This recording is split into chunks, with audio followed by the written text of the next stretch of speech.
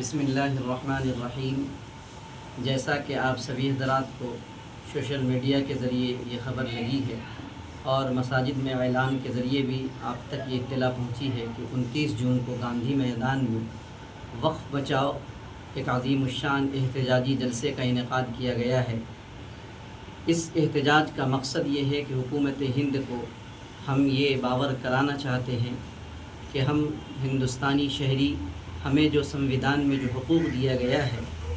ہم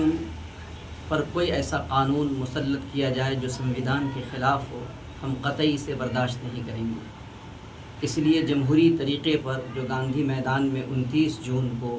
حضرت امیر شریعت حضرت مولانا احمد ولی فیصل رحمانی دامت برکاتہ العالیہ کی ایما و اشارے پر اور امارت شریعہ کے زیر اہتمام یہ احتجاجی جلسے کا انعقاد کیا گیا ہے۔ میں منگیر کے تمام باشندگان سے